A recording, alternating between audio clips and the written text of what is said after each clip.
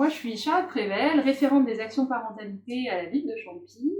Dans le cadre des actions parentalité, nous avions un atelier parents-enfants qui était proposé le vendredi 19 février en fin de journée pour les enfants de 18 mois à 6 ans et leurs parents autour de l'invitation artistique. Dans le contexte actuel, l'atelier ne pourra pas avoir lieu en présentiel. Difficile de le faire en visio, donc on vous propose une petite vidéo pour vous introduire un petit peu le sujet qui devait être abordé sur cette soirée. Voilà. Merci Charlotte. Donc Anne Sahuc, je suis professeure des écoles à la base et aujourd'hui j'anime des ateliers, des formations pour les parents, les enfants, les professionnels sur les pédagogies alternatives, sur les pratiques artistiques. Et donc, comme le disait Charlotte, l'idée d'aujourd'hui, c'est de vous expliquer comment est-ce qu'on peut proposer des invitations artistiques. Et aujourd'hui, on va axer vraiment sur les enfants de 2 à 6 ans, 18 mois, 6 ans, et sur le collage en particulier. Donc, on va vous présenter comment est-ce qu'on peut proposer ces activités à ces jeunes enfants. Merci Anne, et du coup, est-ce que tu peux nous en dire un peu plus sur les invitations artistiques ? Alors, les invitations artistiques, c'est une approche des arts plastiques qui, on va dire, s'inspire de la pédagogie Reggio, transformée par les États-Unis, on va dire, voilà, en quelques mots. Le principe, c'est d'inviter l'enfant à manipuler et à explorer avec du matériel qui va lui donner envie, qui va l'attirer vers cette exploration. Donc, pas de modèle à suivre, pas de consignes précises. L'objectif n'est pas de faire un beau dessin pour offrir à mamie, par exemple. L'objectif, c'est vraiment le plaisir de manipuler, de créer, de découvrir du coup sa créativité et ce faisant, de construire son intelligence par la manipulation, de travailler la dextérité, de travailler la coordination entre l'œil et la main, etc. Donc on laisse l'enfant toucher tout ce qui est sous ses yeux et explorer. Alors oui et non, c'est-à-dire qu'on va le laisser explorer, mais on va pas le laisser toucher à tout ce qui est sous ses yeux là présentement. Là, c'était une petite mise en scène d'entrée, mais je vais vous expliquer donc concrètement comment on s'y prend. La première étape, c'est comme dans toute activité manuelle, de protéger la table. Donc là, on a mis une sorte de plastique, mais ça pourrait être des journaux, une nappe, ce que vous avez pour protéger la table. De s'assurer que la chaise sur laquelle l'enfant est ne craint rien, donc pas la belle chaise voilà, que vous avez envie de préserver. Où il faut la protéger. Où il faut la protéger, on peut mettre un tissu par exemple dessus. Là le sol c'est du lino donc c'est parfait, c'est facile à nettoyer. Si c'est du carrelage c'est pareil, c'est facile. Si c'est du parquet, même chose, il faut peut-être mettre un tissu au sol, voilà, histoire de ne pas craindre, de ne pas appréhender l'accident. S'il arrive. Sécuriser ce à quoi on tient, quoi. C'est ça. Et du coup, ne pas être stressé voilà, à l'idée qu'il va y avoir un peu de colle renversée par terre. Donc ça, c'est la première chose. Protéger l'enfant aussi. Donc Charlotte, tu vas nous enfiler cette belle chemise, alors que je n'ai pas d'effet, donc peut-être par la tête, je vais te laisser... Je vais l'enfiler déjà. Donc voilà, l'idée c'était qu'on peut utiliser une chemise pour adultes, par exemple, une vieille chemise, mais ça peut être aussi des blouses, enfin peu importe. Mais encore là, l'idée c'est d'être détendu au moment de l'activité, de ne pas avoir peur que l'enfant se salisse. Je suis parée. Tu es prête? Alors donc, quand on dit, donc là on va vous proposer des activités de collage. Quand on dit collage, on pense colle. Et en fait, pas forcément. C'est parce que ça peut faire un peu peur, ça peut nous faire peur en tant que parents, le mot colle avec des tout petits. Donc on peut tout à fait faire du collage sans colle. Et voilà ce que je vous propose pour commencer. C'est du plastique adhésif transparent pour recouvrir les livres. Ça se trouve même en supermarché, hein, notamment au moment de la rentrée par exemple. Et l'idée c'est de découper un morceau et de le positionner donc pour l'enfant. Alors du coup on va écarter tout ça. De le fixer avec des petits morceaux de scotch. Alors, voilà. Donc là Charlotte est une grande fille, elle Je participe. Voilà. Ce qui fait qu'on se retrouve avec le côté collant face à soi. Voilà. Donc ça colle. Donc ça plaît déjà beaucoup aux enfants de mettre les doigts dessus, mais ça reste propre. Donc ça plaît beaucoup aux adultes. Et là, on va proposer tout un tas de matériel à l'enfant. Donc là, devant vous, je vous ai mis quelques exemples. Des petits morceaux de papier très découpés, Voilà. des petits morceaux de laine, des petites paillettes, des petites plumes, des confettis, des petits rubans, des petites boules je sais pas comment on appelle ça, Des petits pompons. des petits pompons, des petits papiers un peu de matière différente, tulle par exemple. Voilà, c'est des tissus un peu transparents. Oui, c'est tout du tissu. Des boutons, des petits bâtonnets de bois, plein de choses. J'ai trop envie de coller.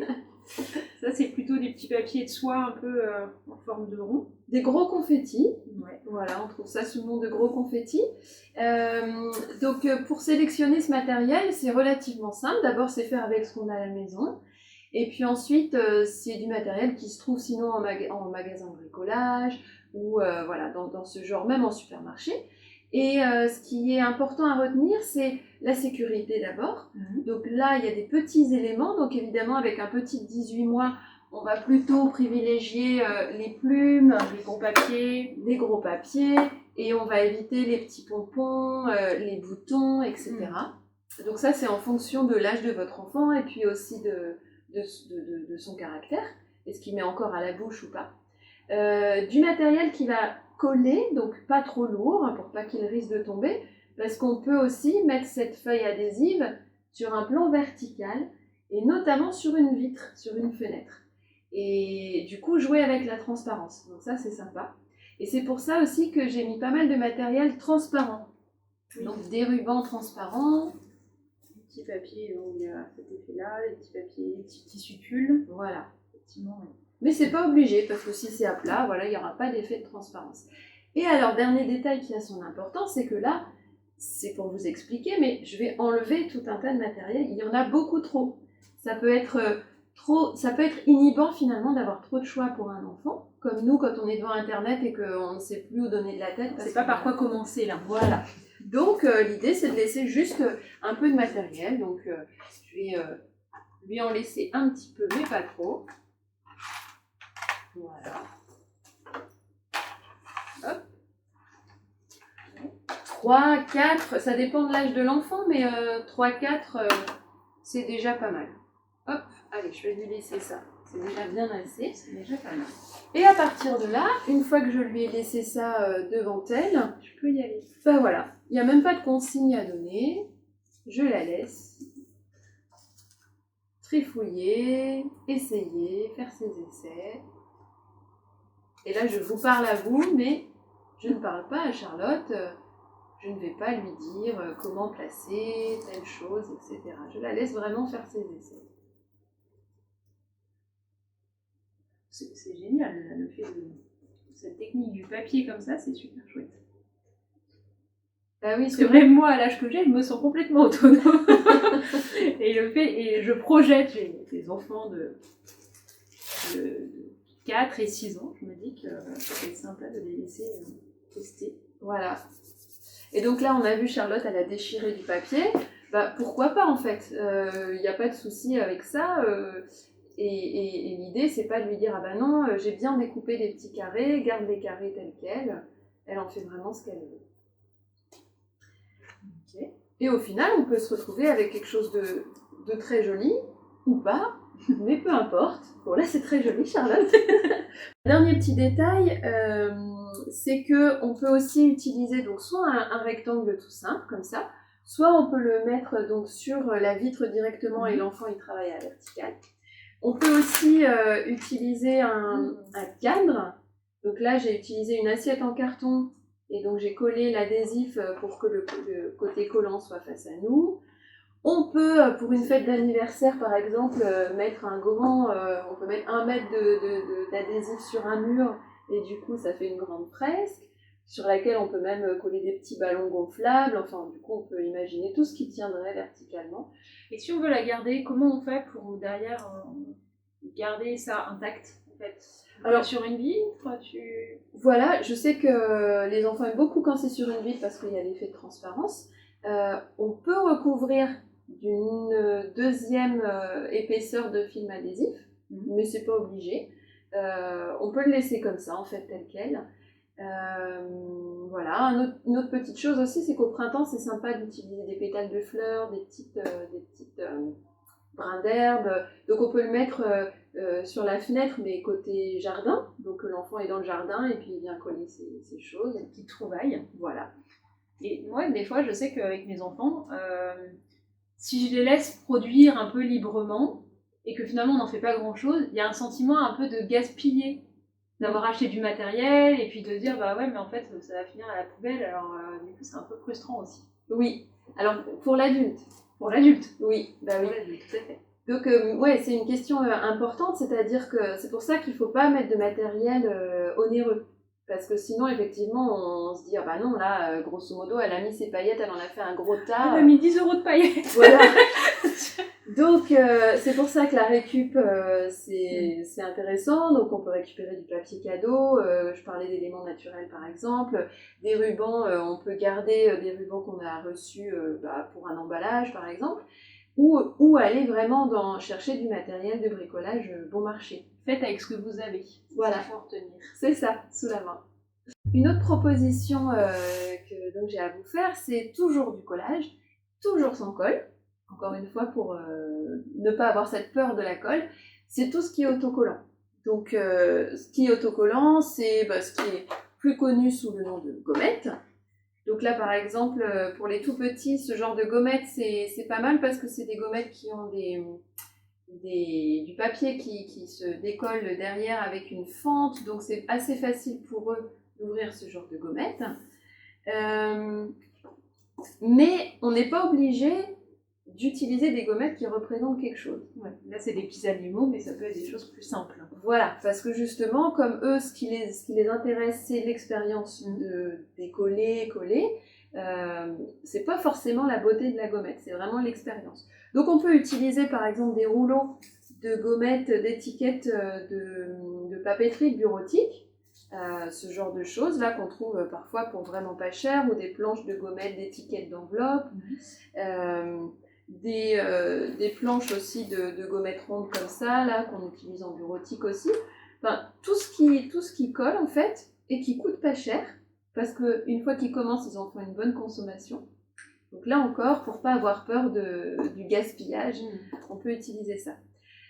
Un petit détail qui a son importance, c'est que pour un enfant de 2 ans, par exemple, c'est pas simple de savoir quoi faire avec une grande planche comme ça. Donc ce que je vous suggère, c'est de découper à l'avance, ou même avec un grand rouleau, des petites bandes. Voilà, c'est de découper à l'avance des bandes. C'est bien plus facile à manipuler. Voilà, ou des 2-3 gommettes à la fois. C'est plus facile pour des petites mains de manipuler ça qu'une grande planche de gommettes. Donc voilà, on peut proposer ça. Et un détail aussi qui a son importance et dont j'ai pas parlé tout à l'heure, c'est le récipient. Donc c'est un récipient plat et pas un bol plus profond. Oui, où ça se noie sous la masse et finalement il faut chercher quoi. C'est ça. Et puis comme ça, c'est visuellement, comme ils sont quand même plus bas que nous sur la table, ils voient bien, voilà. Et sinon, au niveau des supports, pour coller les gommettes, alors il y a les feuilles standards, hein, ça on n'hésite pas. Et là, pareil, là j'ai pris une feuille de couleur, mais on n'hésite pas à prendre des feuilles même de brouillon, ce genre de choses. Donc, parce qu'on est bien centré sur l'expérience et pas sur forcément quelque chose un beau à garder. Donc si c'est une feuille au lieu de l'acheter, ça peut servir. C'est ça. Mais on peut aussi utiliser des pages de magazines qu'on a déchirées, par exemple. Des fois, ils aiment bien coller des gommettes sur une image. On n'hésite pas à réutiliser les boîtes en carton de céréales, de pâtes, de riz. Toujours les assiettes en carton, ça c'est bien pratique. Mais tout ça, c'est des supports plats. On peut aussi varier en utilisant des supports en volume, donc par exemple des tubes, des rouleaux de sopalin, même des boîtes en plastique. En fait, tous les supports en volume, on fouille dans sa poubelle de recyclage et on peut utiliser voilà, des supports variés. Ça permet de changer et de proposer plusieurs fois la même activité. Avec des petits, il ne faut pas hésiter à reproposer plusieurs fois la même activité en changeant les supports ou le type de gommette qu'on Juste en changeant le support, finalement, ça renouvelle pour eux l'expérience. C'est ça. De façon différente. Donc Charlotte, je te laisse choisir ton support. Je suis tentée par la page pub avec l'aigle. J'y vais. Et donc là, comme tout à l'heure, j'ai juste mis devant Charlotte des gommettes, un support. Je la laisse faire.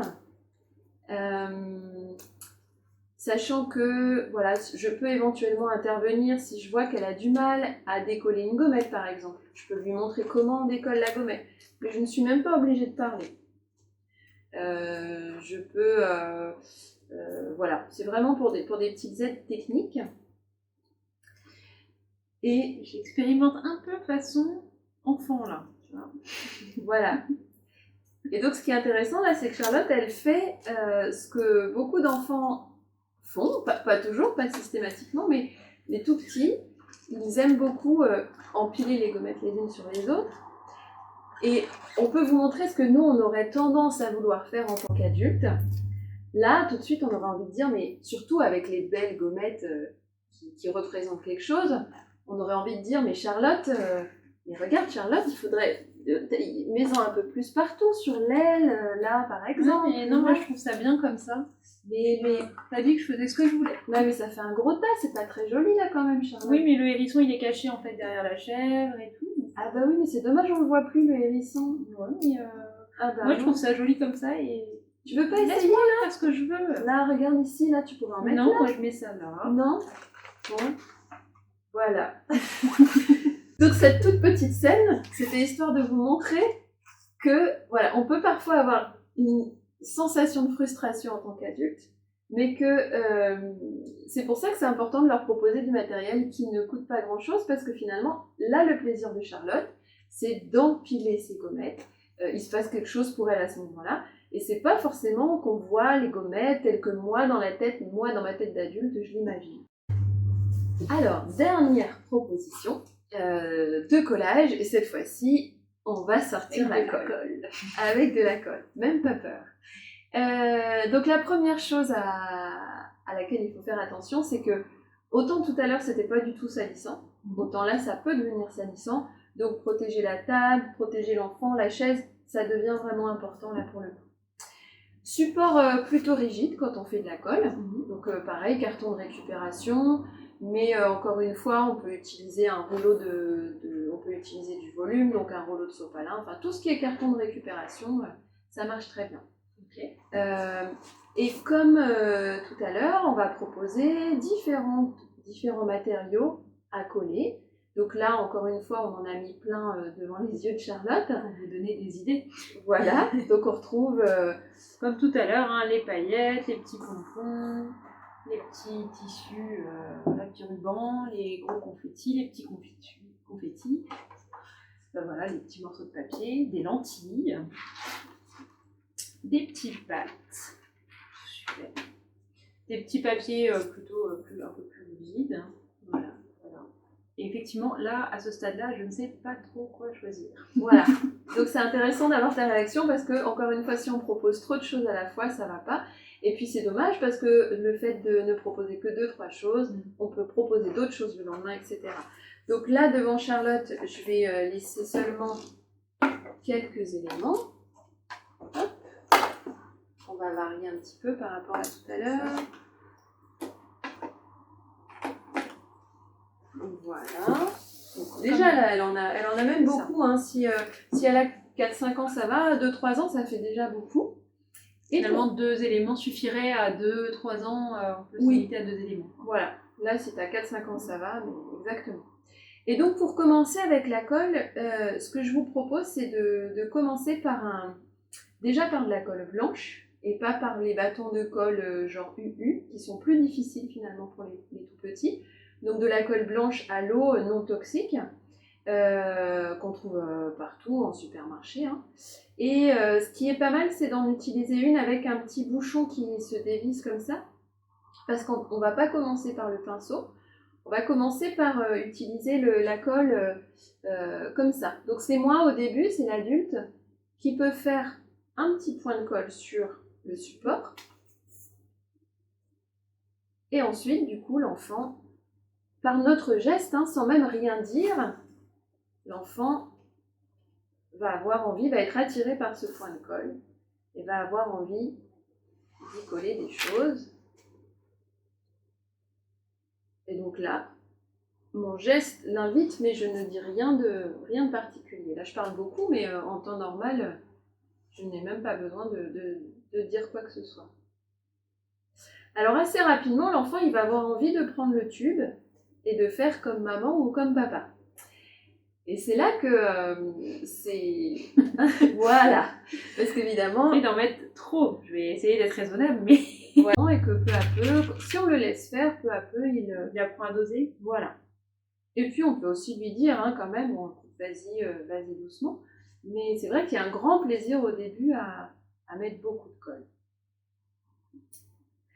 Donc au bout de quelques temps, quand l'enfant il a bien eu le temps d'utiliser la colle comme ça, on peut introduire le pinceau, parce que c'est vrai que ça va permettre, le pinceau, d'étaler la colle, et donc de couvrir de plus grandes surfaces. Donc là, ce qu'on fait, c'est qu'on propose à l'enfant de la colle dans un petit récipient, un pinceau, un vieux pinceau, hein, pareil, pas un beau pinceau de peinture, un petit peu dur. Et là, Charlotte est une grande fille, donc elle sait danser toute seule. Et c'est vrai que avec de vrais enfants, on va dire, il faut leur montrer la première fois comment étaler la colle. Mais assez vite, voilà, ils s'y mettent de même. Donc si mon enfant, là, comme moi, je commence à m'en mettre sur les doigts, donc j'ai des lentilles qui collent. Oui. Alors dans ce cas-là, il faut... Je ne l'ai pas apporté de main. Donc merci d'avoir souligné ça, Charlotte. C'est vrai que c'est intéressant d'avoir toujours à portée de main, surtout si on est loin d'un lavabo, un peu d'eau, un peu de papier, pour pouvoir offrir à l'enfant le papier pour qu'il s'essuie. Il y a des enfants qui n'aiment pas avoir les mains sales, ou le faire nous-mêmes. Et puis bien sûr, dès qu'il arrête l'activité, d'aller l'accompagner pour qu'il se lave les mains. Et le pot d'eau, il est intéressant aussi parce que quand l'enfant arrête l'activité, on n'est pas forcément disponible pour laver le pinceau. S'il y a le pot d'eau, on le met dedans. Que ça sèche. Voilà. Donc, et après, on peut laver même le lendemain, peu importe. Ce sera vrai pour la peinture aussi, par exemple. Ok. Donc voilà, encore. C'était pas tout à fait connu. Ben voilà, c'était pas tout à fait ça. Donc encore une fois, là, moi je n'ai rien à dire, pas de commentaire particulier. Éventuellement, si l'enfant il me demande est-ce que c'est beau, maman, on peut lui dire bah oui, ça me plaît beaucoup, mais c'est vrai que c'est intéressant de ne pas rentrer dans le jugement et de demander à l'enfant bah, est-ce que ça te plaît toi, qu'est-ce que t'en penses, ou bien aussi d'aller dans le très factuel, de dire oh bah dis donc, je vois que t'as mis par exemple, je vois que tu as mis un bout de laine rose et un papier rose, c'est assorti. Ou bien, je vois que tu as utilisé plein de nouilles et plein de lentilles, dis donc, tu en as mis vraiment beaucoup. Le risque, c'est qu'ils attendent notre jugement pour savoir si c'est beau ou pas. Alors que l'idéal, c'est que ce soit vraiment leur expérience. Et voilà. Une dernière petite chose aussi à laquelle je pense, c'est dans les risques qu'on a, nous adultes, c'est de vouloir en faire un moment d'apprentissage et de dire, par exemple avec des petits 2 ans, ah bah ça, pendant qu'il est en train de faire, ah bah ça c'est du rose, tu vois, répète Charlotte, ça c'est du rose, c'est du rose, ça c'est du bleu, répète. En fait là, on est dans quelque chose de très différent. Là, elle est dans l'exploration du matériel, dans sa créativité, alors que moi, ce que j'essaie de faire, c'est de t'apprendre du vocabulaire. C'est pas du tout la même chose. Pourquoi pas le faire après, mais ne pas parasiter l'expérience en voulant absolument rajouter des choses et des choses. Quoi. Voilà. Des choses les unes après les autres. C'est ça. Super, merci Anne. Ben de rien, j'espère que tout ça, ça vous aura apporté quelques pistes. ça. Et on espère avoir de vos nouvelles, de vos essais, de vos expériences. C'est ça, cette vidéo elle va être à disposition pendant quelques temps sur le Facebook de la ville et sur le site de la mairie. On espère que vous passerez des bonnes vacances avec toutes ces belles idées et n'hésitez pas à partager vos créations avec nous et puis peut-être qu'on renouvellera l'expérience. On attend vos retours pour voir si vous en avez l'envie. Merci à tous et puis à très bientôt. Merci Charlotte. Merci Anne. À bientôt. Au revoir.